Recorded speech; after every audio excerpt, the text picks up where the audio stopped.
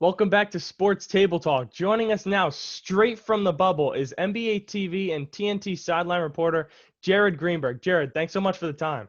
Fellas, thank you for having me. What has your bubble experience been like so far? It's been a lot of this, fellas. In my hotel room a lot, doing a lot of these conversations with people. But I'm glad that we finally have gotten basketball over the last couple weeks here. For me, it was a wildly fascinating, almost like psychological experiment here where, for 7 straight days I had to quarantine and I really couldn't leave my room except for once a day to go get tested. And then once my quarantine was over is when the regular season games restarted. So I've had 7 games over the first 15 days of the restart here. So I've been nonstop working, doing games on TNT, trying to prepare for my next game. And, it's been awesome. I got to be honest. Like, I obviously miss my wife, miss being home, but after being home, stuck in a small 2-bedroom condo with her for 4 straight months, it's been great to separate for a little bit and, get some breathing space. But it's been fun being back here, working again. I'm so grateful for that. And the basketball, I'm sure you guys would appreciate, just how hard the players are playing and how competitive these games have been. Obviously not in an ideal setting. It's been a lot of fun to be a part of something that hopefully we'll never see again, but certainly is historic. Yeah, so Jared, you mentioned, you were a late addition to the bubble. You had to come in. You quarantined for 7 straight days. Tell us more about that. Like, what was the protocol every day? I'm sure, staying in a Disney hotel room wasn't what you expected yourself doing in August. Right. Leaving your room to get tested once a day. Explain more about that. No, and in fact, I'm supposed to be on my honeymoon in Hawaii right now, so slightly different. Yeah, so slightly different. I got to be honest, it wasn't that bad. When the day that I checked in for my quarantine was when the scrimmages started. So the really cool part for me was that basketball was on from noon until midnight every day. Yeah. And really, I had a lot of work to do, right? I had to get ready for all of my games I was doing. So I took the opportunity to prepare a lot for all of those games and talk to people and, do a lot of reading. So that kind of worked out for me. It wasn't that bad. And then, like I said, once a day, I would take a walk, just a couple minutes to go to the testing room to get tested. So that was the only time I was allowed out. But, they brought 3 meals a day to my door. They'd knock on the door. They'd leave it there. If I got any packages, somebody would come deliver it to me. I know it's not the lifestyle that many of us have gotten used to as spoiled brats when we cover the NBA and we fly around the country with great accommodations and stay in 5-star hotels. But honestly, after 4 months of not working, I would pretty much take anything at this point. And this is way better than just anything. Yeah. And Jared Greenberg, sideline reporter for TNT, straight from the NBA bubble. And Jared, have you enjoyed the play-in format for the NBA that they've been doing so far? Why or why not? Yeah, I so far I think it's been great. I've been impressed with how hard the players are playing, how competitive the games have been, and I think as we're seeing here, and we'll get a little more clarity tonight and tomorrow with this play-in format for the teams to compete for that final playoff spot in the West. I think it's added a little more juice. It's added a little more intrigue to all of this. And I think it's given some teams that if they had that longer runway of the 12 to 15 games that were still left to be played when we ended on March 11th, maybe they would have made it anyway. So this is kind of giving them a little more of an equal playing field. But the interesting part about it, guys, and I'll give you a little insight from a conversation I had with Frank Vogel, the head coach of the Lakers. He's not pleased about it because he says that what this is doing is throwing a huge disadvantage to the Lakers who earned the right to be the number 1 seed. And the reason for it is because they're the number 1 seed. They obviously don't have home court advantage. They obviously don't have fans. And now they're not going to know possibly until the day before their game who their opponent is. So while everybody else is going to get a couple of days at least, some have had a week to prepare. Like the Milwaukee Bucks will know a week in advance who their first-round opponent is. The Toronto Raptors know a week in advance who their first-round opponent is. The Lakers may not know until Sunday evening who they're playing on Tuesday in Game 1 of the NBA playoffs. That's a huge disadvantage for a team that earned the right to be the top seed in the West. Now, I know as a sideline reporter, you value, the close relationships you have with players and coaches that you've made across the years. Yeah. How does being in the bubble and having to physically stand 6 feet away from the person you're interviewing, play a role in how you interview them? Is it different? Do you ask different questions? Like, how is it different?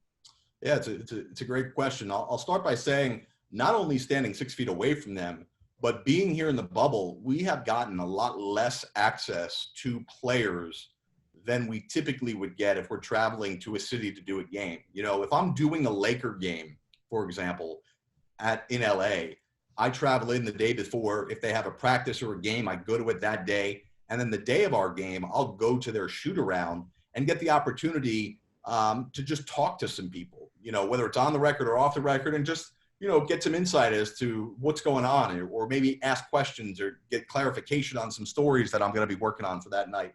Here, they're doing all of these press conferences over Zoom. So like what we're doing, these reporters from all over the country basically have the same exact access as I do, because the player or the coach sits down for a Zoom meeting and people from around the country are asking them questions. Now I'm in the room and I can ask a question, but other than that, we really don't get access. And the really weird part is teams have been canceling their practices, canceling their morning shoot-arounds. So like, for example, the last couple of days, I tried to go to Phoenix Suns practice because I have a Suns game tomorrow, and I have not seen the Phoenix Suns yet play. And I tried to go to their practice the last couple of days, and they've canceled everything they've done. So me seeing them play tomorrow will be the first time that I've interacted with them, which kind of stinks from a preparation standpoint. That typically would never happen in the regular season. And then in terms of the question you asked about staying 6 feet apart while I'm on the air asking questions, I wouldn't say I ask any different questions. I mean, obviously, there have been times when I ask questions about the environment, which are different, but that's a product of what I would do normally. Like, I ask about the situation they're in. The only difficult part sometimes is the coaches' interviews at the end of the first and third quarter on TNT, that sometimes for some of the coaches, it's hard for them to hear me because they're 6 feet away. So that's been a little bit of a challenge. But other than that, it's just the access that's the biggest thing that's different. So since you're covering the Suns game tomorrow, I assume you'd have the inside information. Are they putting something in the bubble food for them? I mean, why have they been so successful? Yeah, the $1 million question that I got every time I did an interview leading up to the bubble was, will this environment favor an older team or a younger team? And I didn't know the answer, and I don't think we still know the answer. But I have to imagine there's something to the Suns being a little more focused here, being a younger team. Nobody's experienced this type of environment, right? But maybe the Suns, are closer to their AAU days when they kind of played in a little bit of a similar atmosphere, I guess. But I also think it has a lot to do with Monty Williams being able to understand the pulse of his team and get them focused for what, this task is. Yeah. And speaking of the Suns and the West and teams that are getting hot, what are your thoughts on the race for the 8 seed in the West? And who do you think will end up as the 8 seed in the West, with Portland, Memphis, San Antonio, and Phoenix all being within a half a game back of each other? Yeah, I think clearly the best team right now is the Portland Trailblazers. Will they, and it appears they're going to be in a play-in, right? It appears the Blazers are going to be that team. It would be a freak thing if they're not right now, but this is such an I keep falling back on this. This is such an unusual process that we've never done before. Really, nothing that happens over the next 5 days is going to shock me. So if it's any one of those teams you mentioned, I wouldn't be totally surprised, just because I've kind of trained myself not to, get too attached to a way of thinking, because everything is so fluid here. But I think without question, the best basketball team, and the only team, really going back to your earlier question, that the Lakers would stay up at night worrying about would be the Blazers. Yeah. I'm joined by NBA TV and TNT sideline reporter Jared Greenberg. Jared, in either conference, do you see a team that not many people are talking about that can make a deep playoff bubble run? I mean, I guess it depends on who you're listening to or talking to about people not talking about these teams. But I think I think in the East, the Raptors, who obviously played pretty good basketball here in the bubble, have a really good shot. And I really have always been a big fan of the Boston Celtics, especially now with Kemba Walker coming back. I just think they're so talented. I think Jason Tatum is really going to show people the level he has ascended to. So I think, Toronto and Boston, I think, are really going to challenge the Milwaukee Bucks, one of those two teams. And then in the West, my go-to team right now is the Clippers, but they're still not totally whole. They're still waiting for Montrezl Harrell to clear quarantine and start playing. Patrick Beverley's still dealing with a calf injury. But other than them, and obviously the Lakers, the team that intrigues me the most here is Oklahoma City. Not that I think they can win a championship. I don't think that ultimately they'll get to the Western Conference Finals.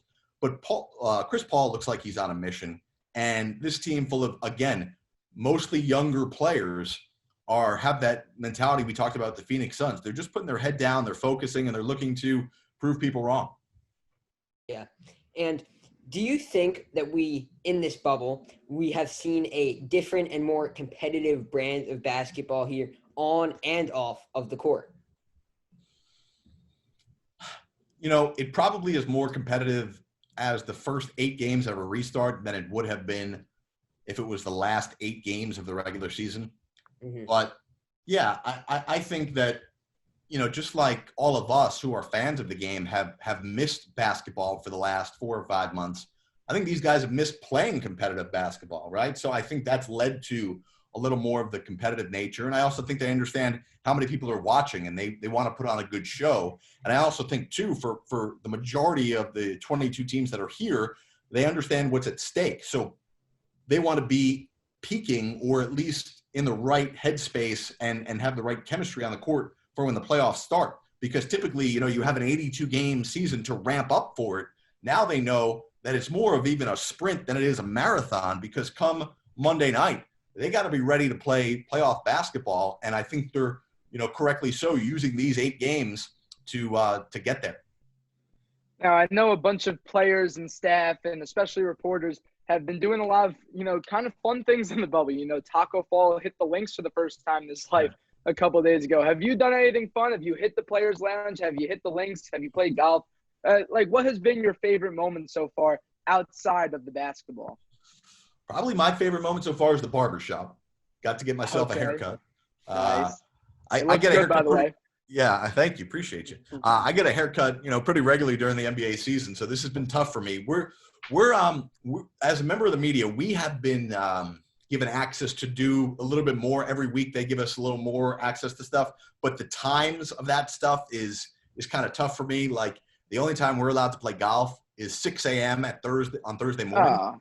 So I typically have a game every Thursday on TNT, so I'm not waking up at 5 a.m. to go play golf. Yeah. And, they've had fishing and boating excursions available, but I've been too busy so far. Hopefully at some point I'll get the opportunity to take advantage of that. But no, my big event was going to the barbershop. Nice. All right, Jared, here's $1 million question. Watching all these teams practice and play throughout this bubble, do you see which team do you see winning the NBA Finals? Yeah, I think it's the Clippers right now. I don't feel great about that. I think that we're in for an unpredictable playoff run here. I think there's going to be a lot of surprises. But ultimately, I think the Clippers have the best of kind of both worlds of not only having a lot of great experienced talent at the top of their pecking order with Kawhi Leonard and Paul George, but also the amount of depth and versatility that they have. The Clippers have shown throughout the year they can endure injuries or players, not being available and still win games. So I think it's the Clippers. I don't feel as good about making that prediction as I have other years going into the playoffs about who I think will win a title, but ultimately that's who I'm sticking with. It seems we've got the best basketball ahead of us. Thanks so much for the time, Jared. You got it. Thanks, guys. Appreciate it. That was NBA TV and TNT sideline reporter Jared Greenberg. When we get back, we'll talk the Astros. We'll talk the Athletics. What has been going on?